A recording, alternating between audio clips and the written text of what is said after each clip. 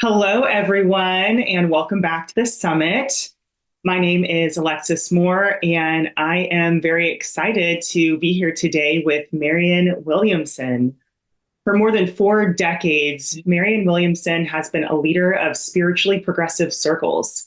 She is the author of 16 books, 4 of which have been #1 New York Times bestsellers. A quote from the mega bestseller, A Return to Love: "Our deepest fear is not that we are inadequate. Our deepest fear is that we are powerful beyond measure." It is considered an anthem for a contemporary generation of leaders. Williamson founded Project Angel Food, a nonprofit organization that has delivered more than 16 million meals to ill and dying homebound patients in the Los Angeles area since 1989.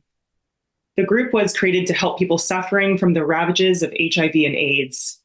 She has also worked throughout her career on poverty, anti-hunger, and racial reconciliation issues. In 2004, she co-founded the Peace Alliance and supported the creation of a U.S. Department of Peace. Williamson ran for the Democratic nomination for the presidency of the United States in both 2020 and 2024. In May of 2024, Williamson's latest book was published by Harper One, titled The Mystic Jesus, The Mind of Love. Welcome. Thank you so much for being here today with us, and I am looking forward to our conversation. Well, thank you so much, and I'm looking forward to it as well. Thank you. So to get us started today, could you share with us, what is love at its core to you? The Course in Miracles says that words are at best but symbols. And it also says this course does not aim at teaching the meaning of love, for that is beyond what can be taught. It does aim, however, at removing the barriers to the awareness of love's presence. The Course in Miracles talks about love as an energy. No, it doesn't use the word energy, but it talks about God being a thought. And it says if we have a problem with that, it's because we have not yet accepted that we are a thought. We are a thought in the mind of God, and God is the thought of love. It's the ocean in which we swim. It's the only real true thing. It's the only ultimate reality. Now, that can sound theological or abstract, but it's really very practical. Like when you have an argument with someone and you finally get to that point of reconciliation and you just realize, I love you. They go, I love you too. You got to the rock bottom truth of it all. That to me, love is the rock bottom truth, not only of who we are and what we are, but what the entire universe is, because the Course in Miracles says at some point you'll realize there is nothing outside you. It's just, there's a British physicist named James Jeans who said towards the turn of the century, he said, it turns out the universe is not one big machine, which is what the sort of Newtonian physics paradigm was. He said, it turns out it's one big thought, consciousness, but the ultimate consciousness being the consciousness of love. And then so the Course in Miracles says that every manifestation in the world, all thought creates form on some level. So when we think without love, we are not able to diminish the power of that thought, but we are able to misuse the power of thought. So when we think without love, we manifest that which is not love. But the Course in Miracles also says that what is all-encompassing, i.e. the mind of love, can have no opposite. So when we're not thinking with love, we're not actually thinking at all, we're hallucinating. And that's where this idea of the Buddhist concept of illusion, Maya, which is Course in Miracles, which is Einstein. Einstein said time and space are illusions of consciousness, albeit persistent ones. So love is the only true reality. And in a way, we all know that in our personal experiences. And you mentioned you mentioned that there's things that block us from having the awareness of this truth of who we are. Yeah. Yeah, can you share a little bit more on what is it that blocks us from experiencing this truth about ourselves?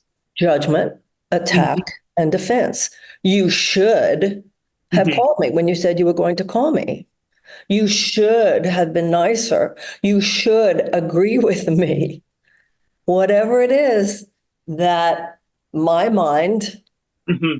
right, having been trained by a fear-based rather than a love-based thought system, the Course in Miracles says there are only two emotions, love and fear. And fear is to love what darkness is to light. Darkness is not an actual thing, it's the absence of a thing. But we're dominated by a thought system based on fear. So we, from the time we're very, very young, we are trained to think in terms of judgment more than acceptance. We're trained to think more in terms of danger than safety. We're trained to constrict. You know, if you look at little ones, like really little babies, they're just it. And then life teaches us to go like that. And those are our barriers.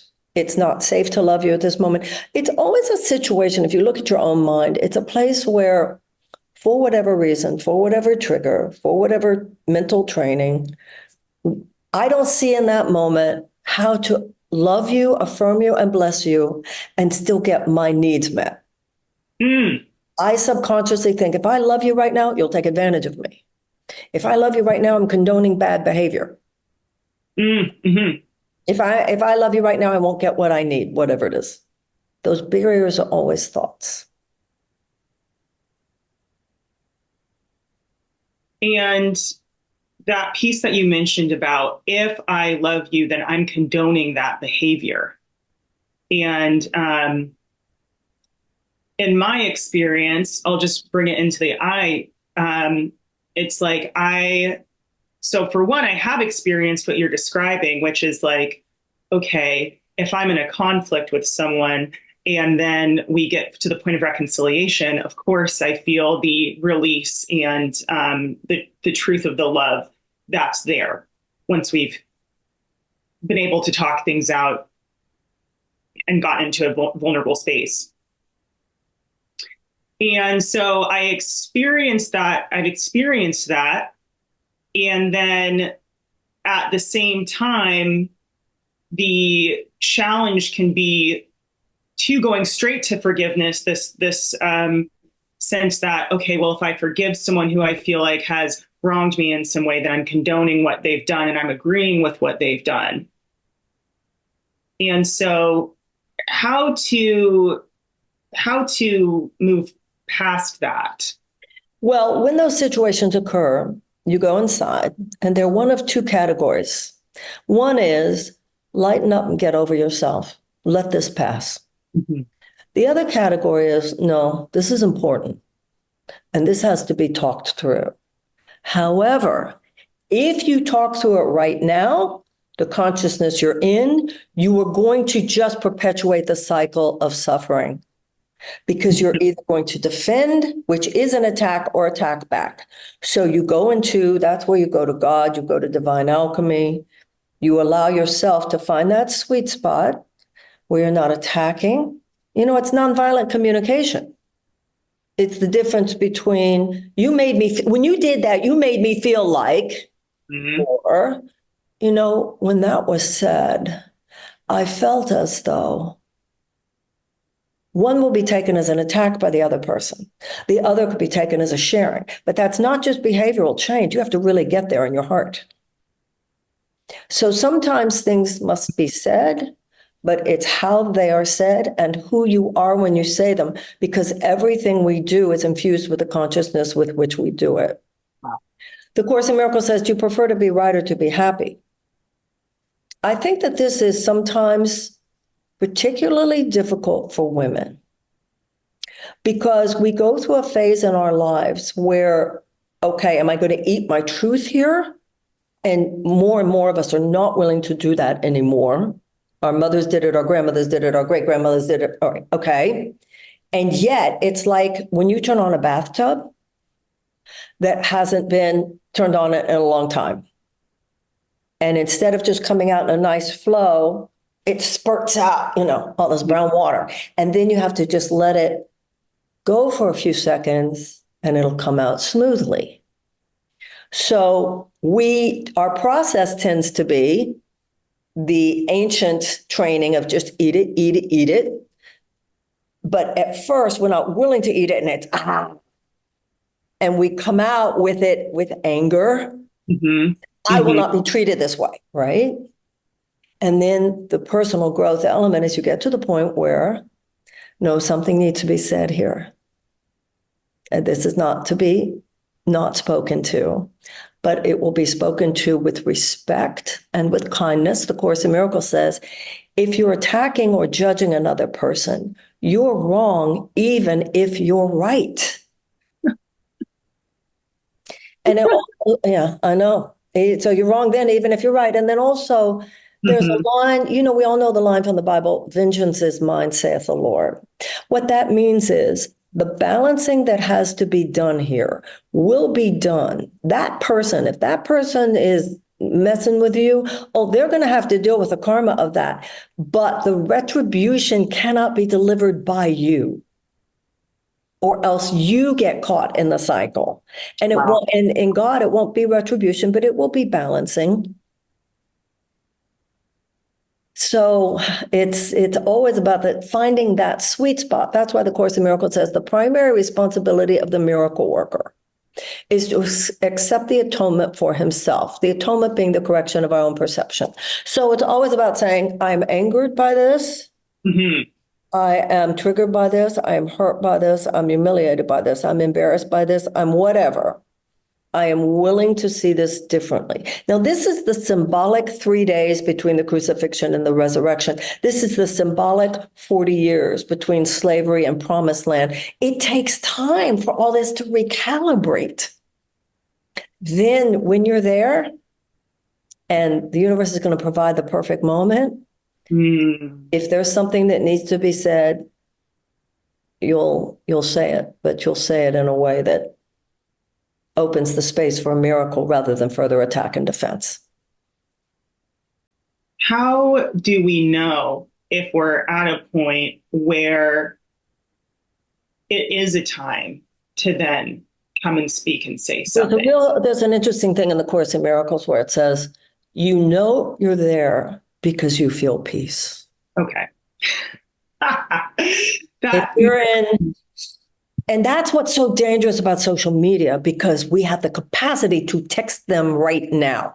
No, I have to say this right now. We're living at a time, particularly because of social media and the assault, everybody lacks impulse control right now. How many people have lost careers because of a text that they regret? Things, women and men, one of the things that psychologist Pat Allen talks about is, to a man, a woman speaking disrespectfully feels violent. You and I could say things, the male, female, masculine, feminine psychology there is very different. You and I could really go at it with each other and 5 minutes later say, okay, where do you want to have lunch? With men, often you say it and then you say, okay, where are we going to have dinner tonight? What, you think we're going to go out to dinner after that? Mm-hmm. Watching, and that's why in Buddhism, they talk about not only right thought, right action, right speech. Right now, it's too easy to text exactly how you feel. When I was a kid, my mother used to say, they used to say, count to 10 before you speak. And that's why, meditation is so important in the morning, reflection, whatever your practice is. The physical exercise, working on your physical muscles, is so you can move. Working on your attitudinal internal muscles is so you can be still and non-reactive. Otherwise, you say the first thing that comes to you, and often it's an attack. And when you said that, and why'd you say that? One of my own weaknesses is sometimes in relationships, we pick the scab. Mm-hmm. So we'll say, I do forgive you. And then 10 hours later, but wait a minute, I have one question. Then why did you meet her at the airport that day? Mm-hmm. I just need this one thing, right? You just pick the scab. And I just have this one question. right. Well, just one more question. Yeah, right.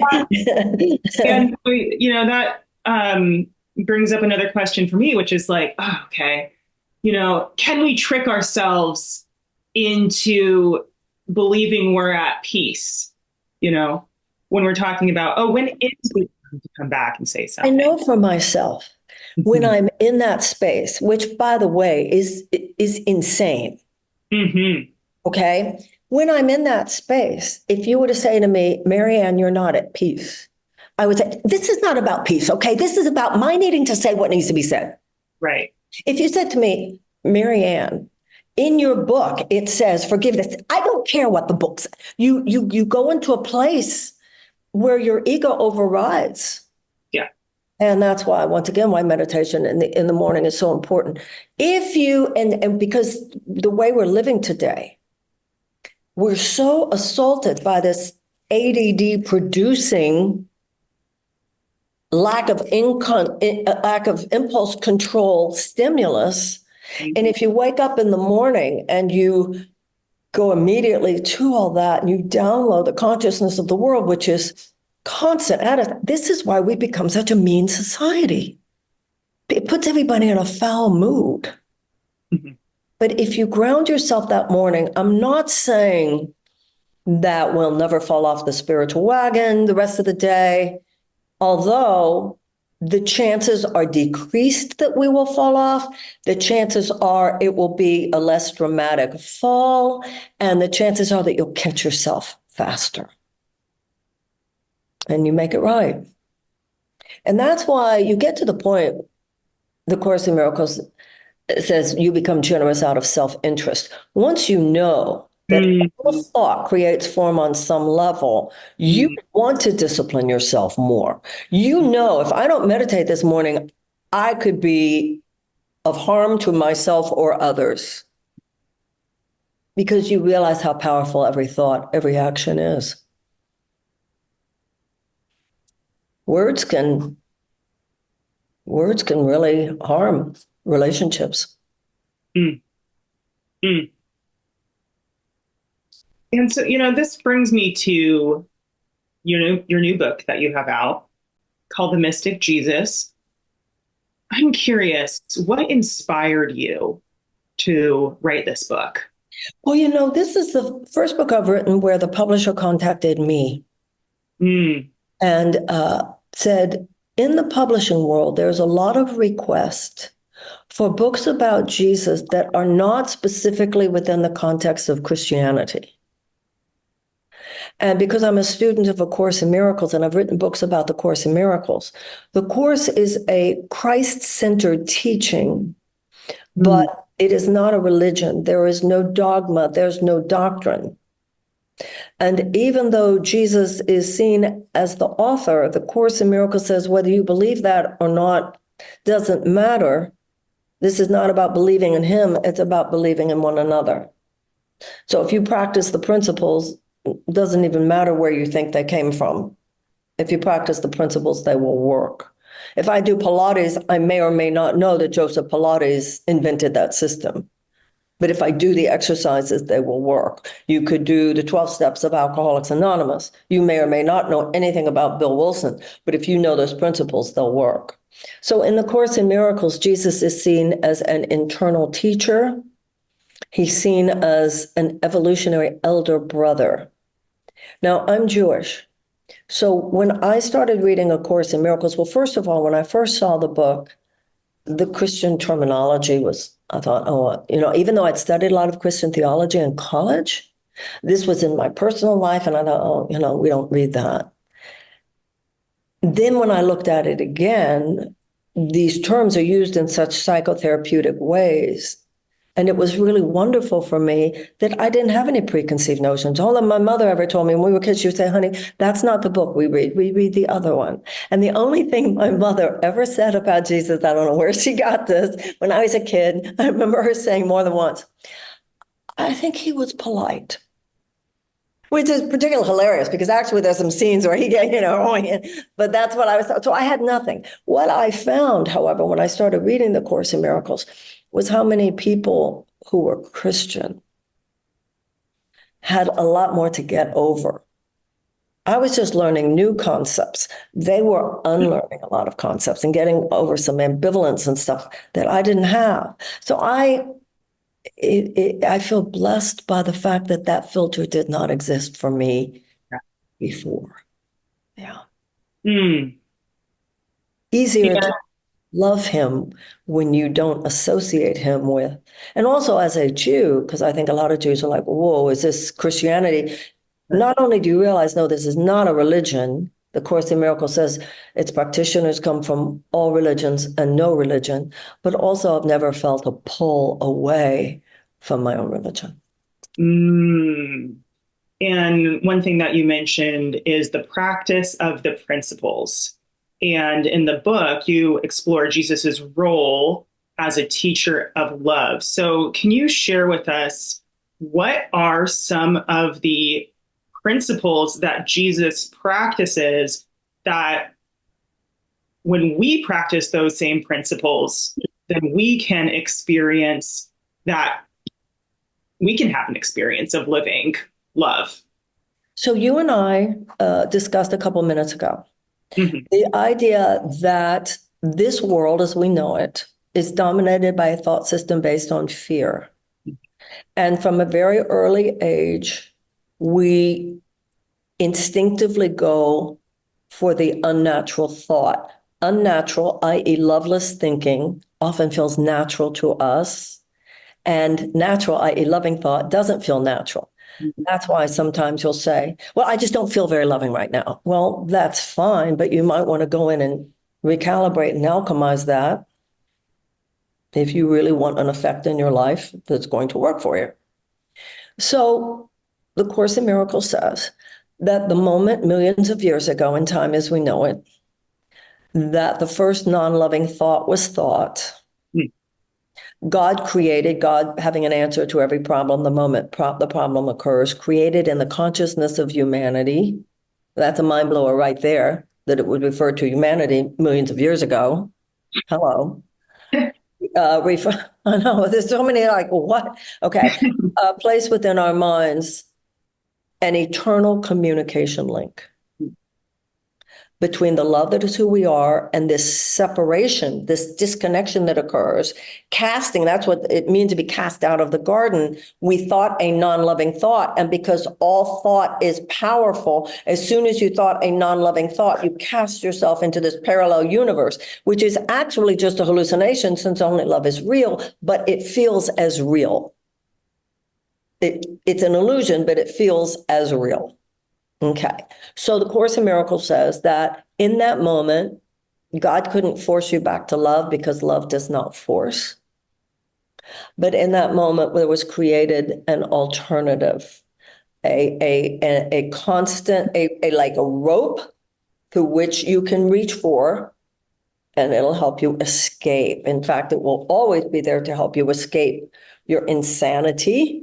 And that's why the line in the Course in Miracles, I am willing to see this differently. Now, that was millions of years ago. So the atonement predates the birth of Jesus. 2,000 years ago, someone appeared, and the Course in Miracles says he's not the only one, who, while on earth, so actualized the consciousness of pure love that there's nothing that can happen on this planet that tempts him to deviate from love. Because he got there, the Course says, he is then given by God the authority, should we ask him. Now, if you don't ask him, it would be a violation of your free will. That's why sometimes you'll see the old paintings, Jesus standing with a lantern at your door. He won't come in uninvited. Mm-hmm. But if you do ask, the Course says, he says, my mind joined with your mind can shine away the ego. So let's say you and I are having a fight. I just I can't, I'm so pissed off by what you said. I'm so pissed off by that look on your face. I'm so pissed off by your condescension. I'm so pissed off by whatever. Okay, Mhm. so what are the principles? Jesus. I know you see only the perfection in Alexis because only the innocence is real. I know that only love is real, but in this moment, I can't get there by myself. I'm so pissed off. I am willing, and I know that if I will, that her words are not who she is, the look on her face is not who she is, her attitude is not who she is, that if I could extend my perception beyond her physical reality and what I'm projecting onto her physical reality, if I extend that beyond her physical self to what I know to be true in her, then I will be saved from the hell of my upset. So the principle is number one, I am willing to see this differently. My exercise today, there's nothing my holiness cannot do. The atonement means, okay, I'm pissed at her. This is not about her. This is about my being shown. This is a barrier to my capacity to love. Remember when I said earlier, it removes the barriers to your capacity to love. There's something about your look on your face at that moment, your attitude, your words that trigger me based on some ancient wound or whatever. Usually childhood, might not have been childhood. It doesn't even matter. The point is, I'm at my wall. I can't get past it. But if I will say, so you say, what are the principles? I am willing to see her differently. I am willing to see this differently. I am willing to bless her. I am willing. And then the Jesus part is you say, okay, Jesus, I know you only see the love in her. You only see the innocence in her. I can't get there by myself now. I am inviting you into my consciousness. And that's where he says, my mind joined with your mind can shine away the ego. Now, this is what's going to happen. Okay. All minds are joined. Something's going to happen. Something's going to happen. It might even be something that you say. I'll give you an example. Many years ago, it was in the 1980s. I know it was in the 1980s because I remember I was having porcelain fingernails put on. And I was at this girl's house, and she was the manicure lady. And I was in a room with, she had some of her friends there, people I did not know. And one of the girls, we were all like in our, well, I guess 30s, maybe they were in their 20s. One of the young women started talking. And I found her way of talking so pretentious. If you would like me to go to the store with you, I don't even know what it was, but it was something about the way she spoke, and it was like fingernails on a blackboard for me. And I was thinking in that moment, the irony that this manicurist came to my lectures and thinks of me as Miss Loving and forgiveness when I can, if she only knew what thoughts I have right now. Mhm. So it was so dramatically obvious to me that I was being judgmental towards this young woman. Are you ready? You got me? Mhm. So I remember saying in my heart, I am willing to see this differently. God, I need help here. I need a miracle of my own shift in perception. About 5 minutes later, definitely within 5 minutes, because it was so startling. One of the other women said to the woman who was speaking in a way that bothered me, is it true that they're letting your father out of prison? Now I'm totally silent listening to this. She and her little brother had been kept by their father in a dungeon of their basement or whatever for their childhood. Like one of the worst that you see sometimes, like on an Oprah show or something. When they had been let out, they literally did not know how to talk.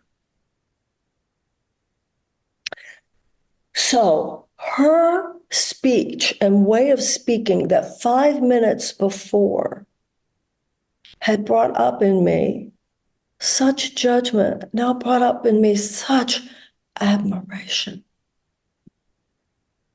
and affection and compassion. And I had to see it differently. There's always something you don't know, Miss Williamson.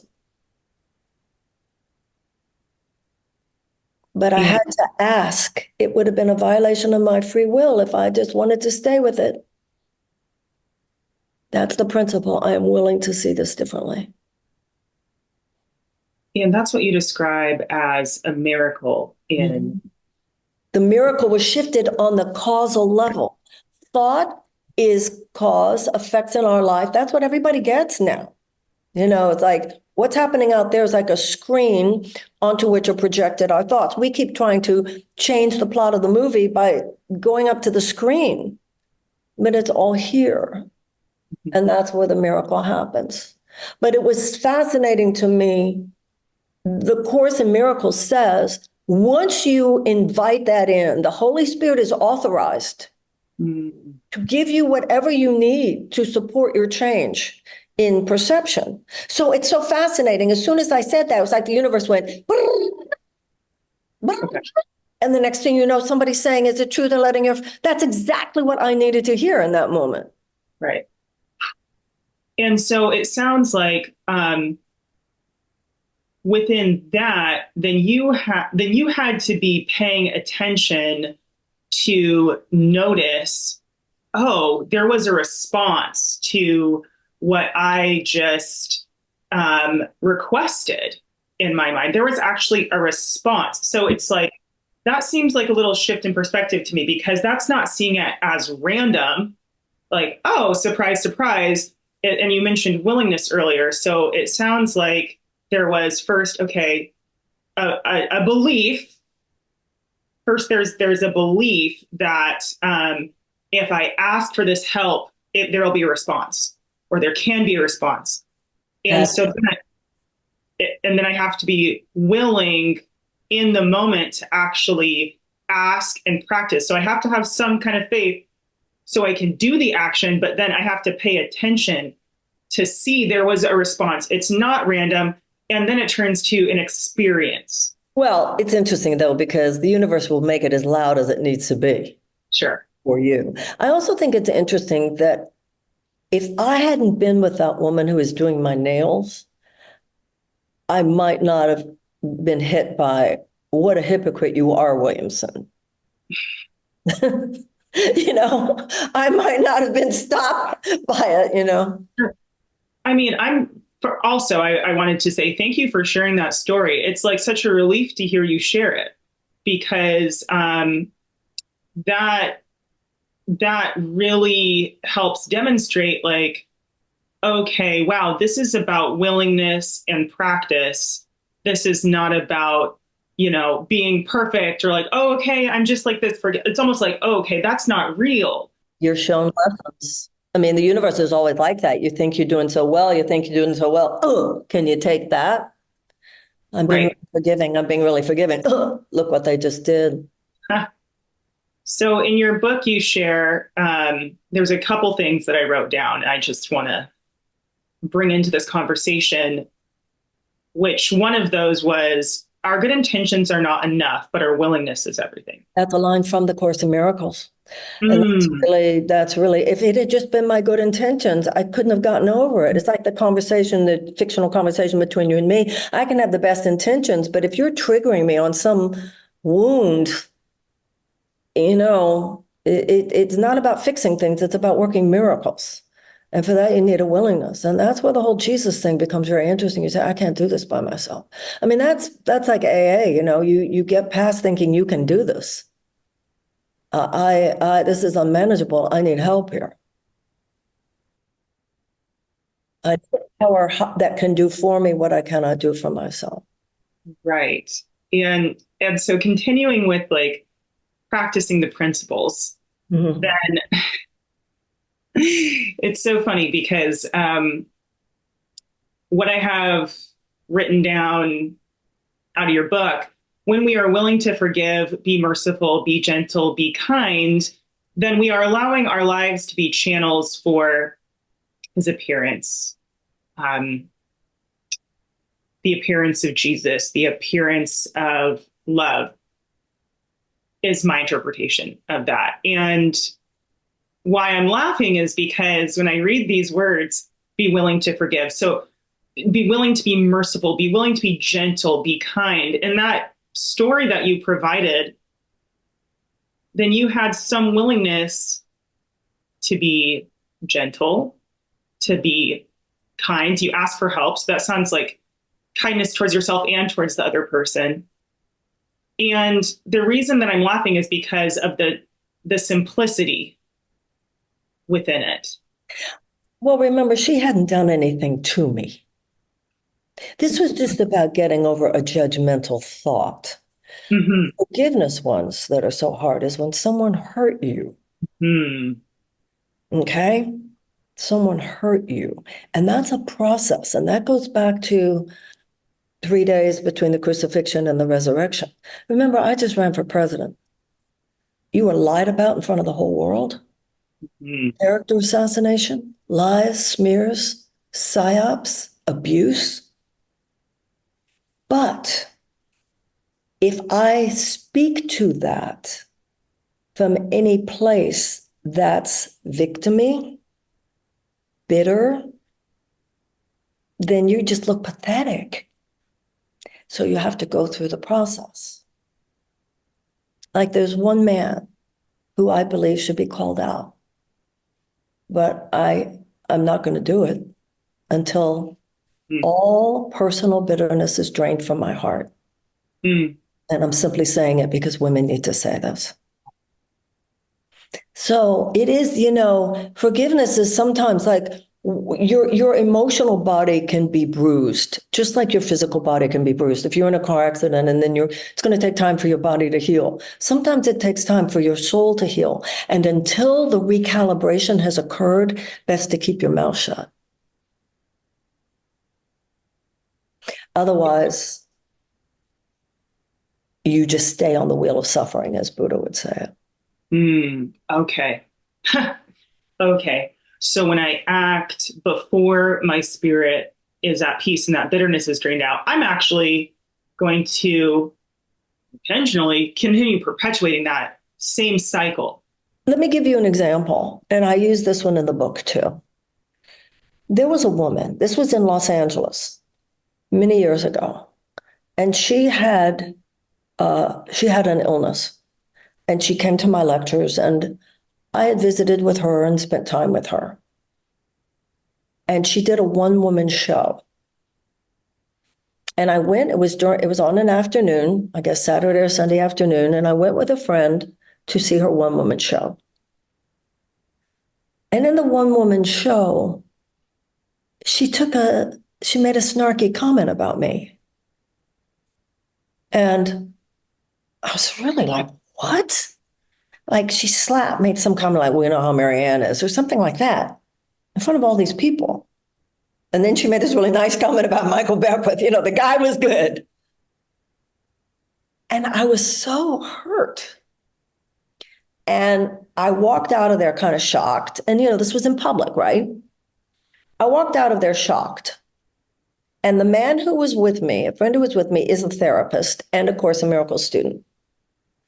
And as we walked out of the theater, he said, that had to be pretty tough. If you want to call me this week, we can definitely talk this through. And okay. And I had this moment where I was about to respond. And this thought, the Course in Miracles says, these thoughts become problem solvings in your tools in your problem solving repertoire. Mm-hmm.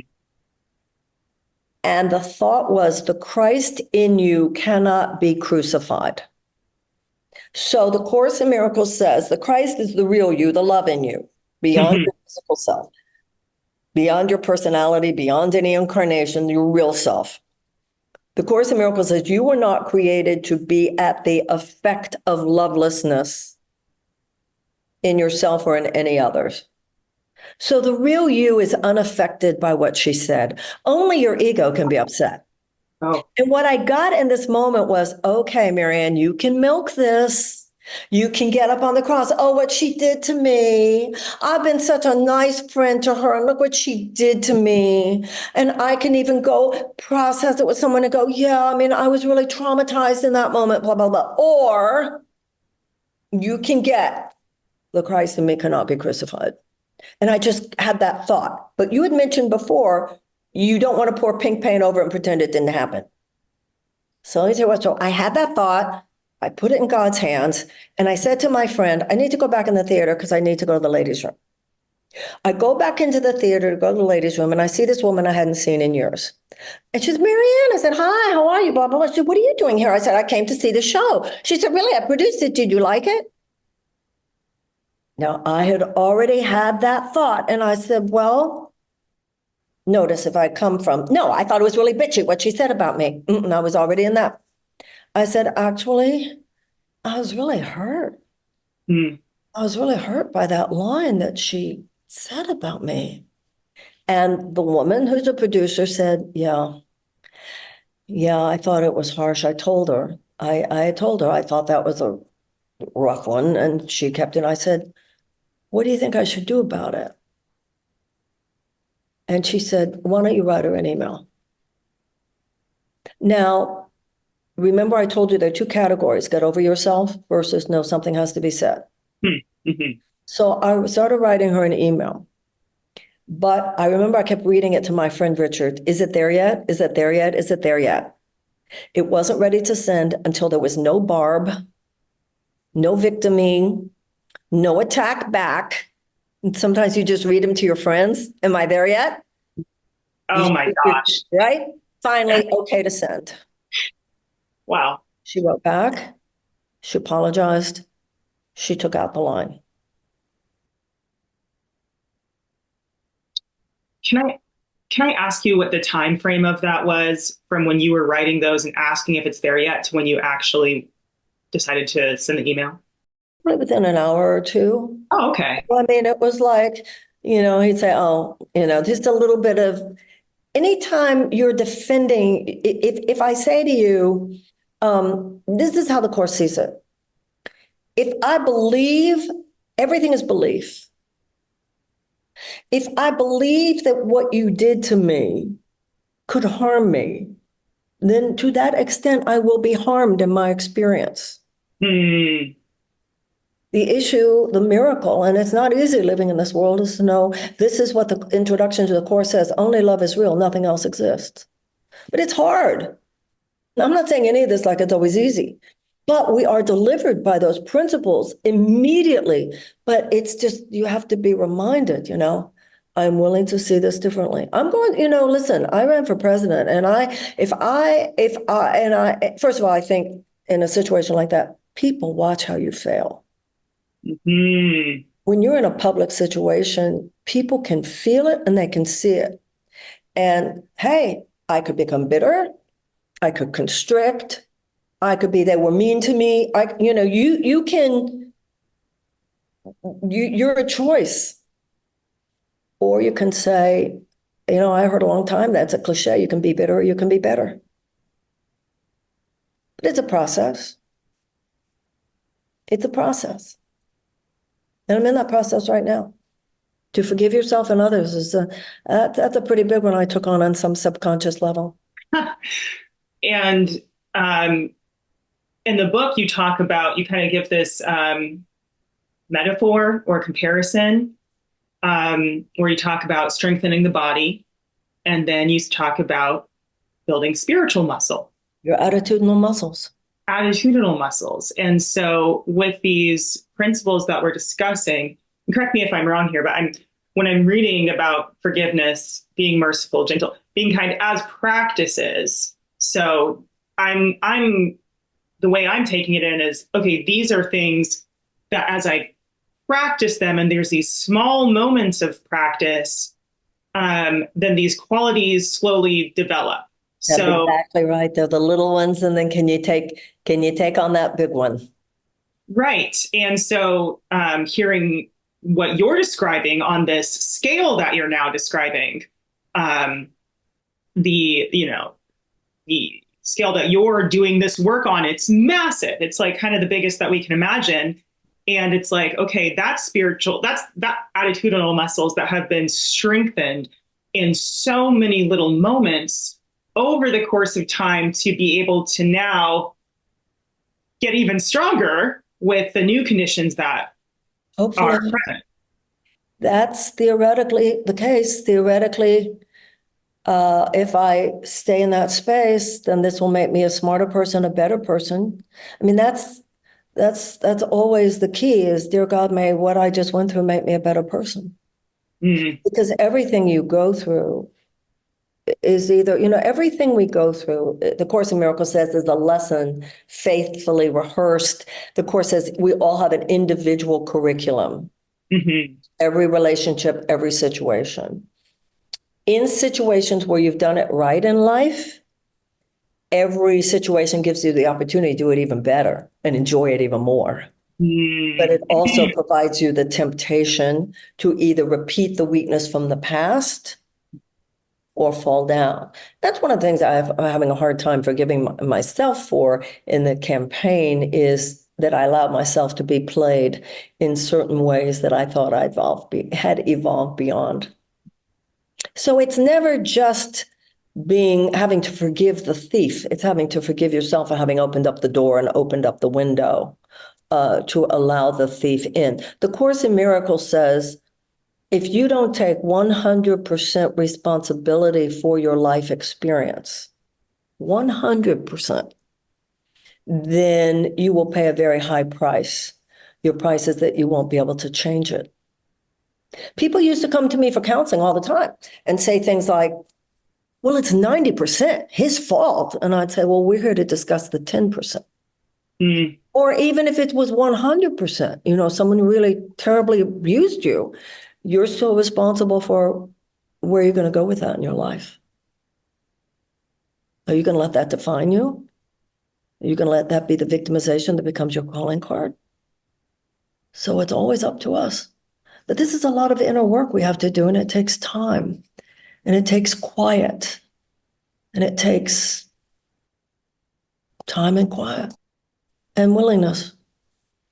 That's what I find so inspiring, though, because when I was mentioning the simplicity earlier, I don't think that, um, the situations in my life where I know that I'm not at a level of forgiveness that I would like to be so I could be free. um, in those situations, when I think about, okay, well, when am I going to get to the forgiveness? When am I going to get to the part where I'm free? That feels complicated, right? Because I don't know. But what feels inspiring about what I'm hearing from you, the willingness and the practice, is when I bring it back into, okay, but can I practice still in these other little moments, the kindness, the gentleness, then that can help me strengthen and just practice that over and over, put the focus on that. And then those other effects start to take place. And when I'm not trying to manage those, I actually can't manage those. You're absolutely right. You fake it till you make it. There is a point at which processing, you have to process. There's a point at which the processing becomes spewing. You have to honor your pain, but there's a point at which it becomes indulging your pain. Oof, oof. So you have to be so attentive to your inner processes. So let's say you have to talk it out with a friend, okay? You have to talk it out that this happened, this happened. At a certain point, you need to not say it anymore. Mm-hmm. It won't help. Mm-hmm. It won't help. And that's what I heard you just say. At this moment, just choose a more forgiving comment about it, even if you don't feel it at a certain point. And other people, it's interesting because when you go through something, other people who love you do want to be there for you. If you start to milk it, they feel it. And you'll start finding people more repelled than attracted. It's really interesting. But I had an experience just the other day. A very close girlfriend of mine with whom I'm processing a lot happened during the campaign. And I was going through something, and she was saying, Yeah, but they played you. Yes, but they wronged you. Yes. And I said, Susan, please don't. I don't need support right now in not taking responsibility for this. And she heard me in that moment. And that's really the art of friendship, to be there in total compassion for someone, not joining with them, however, in the belief that they are the ultimate victim here. Joining with them and knowing that, yes, and you need to look at your part in the disaster, and you need support in knowing that you can rise above this too. There are a lot of hours in the day. There's darkness and there's night. There's the inhale and the exhale. But this inner work is a sacred temple experience. It's difficult to go through it when the TV is on. It's the temple space that we have to cultivate within ourselves. And in friendships, not, here I am talking to you and to the world of your listenership, but hopefully within that sacred place. Because when you're going through it on a personal level, you don't have to spew it to everyone. But hopefully I'm not spewing, I'm speaking from a responsible place. When you do that and practice these principles on the scale that you are practicing them, of running for president, going through these experiences and practicing these principles, what impact do you feel like that has the potential to have on people? I experienced some things that Americans need to know. But until I have completely drained all personal, then I will be speaking from the crucifixion rather than the resurrection. I will be speaking from the wound rather than the healing. And I also think, so that's number one. I do believe that having been in the belly of the beast, I saw some things that I feel every American needs to know about how things really work in our elections. But it's like what I was saying before about that man. Not yet. I'm still in, my friend Sandy calls that tomb time, the tomb before the rising. I also think, but I don't know it yet, I just know it conceptually. If in fact everything makes you bitter or better, given how big this was, I like to think at least there's a potential for me being a whole lot better. If I can burn through this. I read a line the other day from the Talmud that says, and I don't know the exact words, but it said something like, if I must fall, let me fall. The person I am becoming because of it will catch me. Wow. Isn't that great? Wow. I know. And in AA, they say every problem comes bearing its own solution. So it's quite something to burn through. So I actually have an inner smile, actually, at the thought of, because sometimes I've said to people before, imagine who you would have to be to handle the situation with grace. With grace. Who do I have to be? Dear God, make me the person who knows exactly what to say in this situation. Make me the person who knows. So sometimes I think, make me the person for whom all this was fine. It's good. It's all good.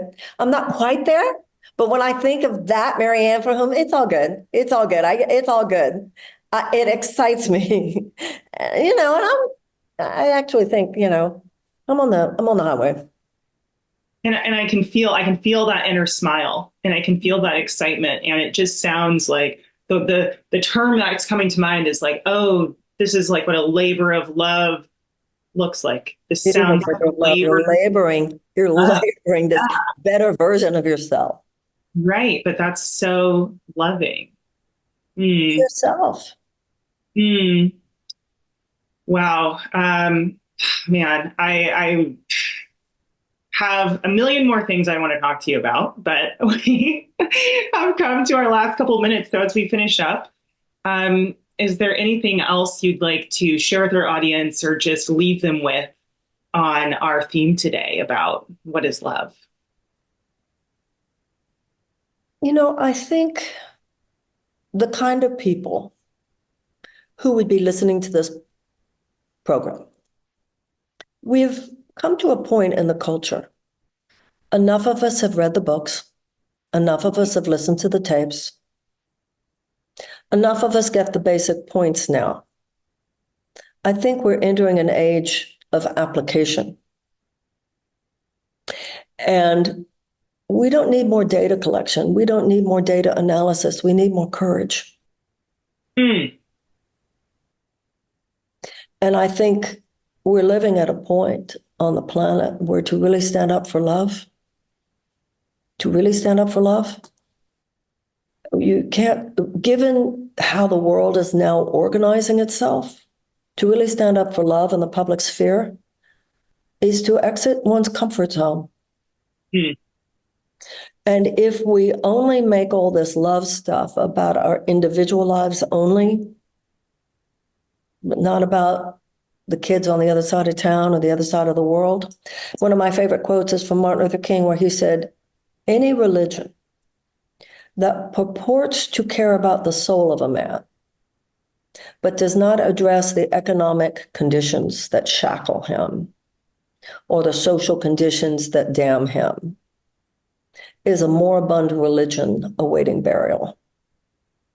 And King also said, it's that whole nonviolent philosophy thing. He said two other things I want to mention. He said, the desegregation of the American South is the political externalization of the goal of the civil rights movement, but the ultimate goal is the beloved community. You couldn't skip either one. You couldn't go right. A lot of people in the love world now just want to go right to the beloved community and skip the part about how hard it was to desegregate the South.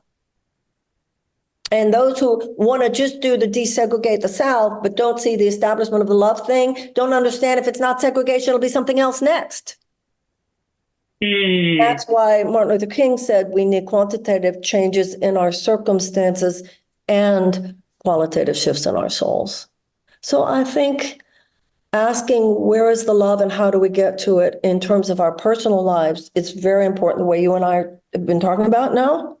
And we have to ask, where's the love in terms of economics, in terms of society? Where's the love in fracking? Where's the love in that war? Where's the love in that economic policy? Where's that love in denying them education? Where's the love in the carcinogens in the food? We have a lot of work to do, but I think other generations have done it, and I think we will too. Mm. That's such a powerful question to leave us with is where is the love in fill in the blank? Everything, not just in my life. Thank you so much for Thank being you. with us. Thank you. It's lovely talking to you. Thank you so much. It was just such a joy. Thank you. You too.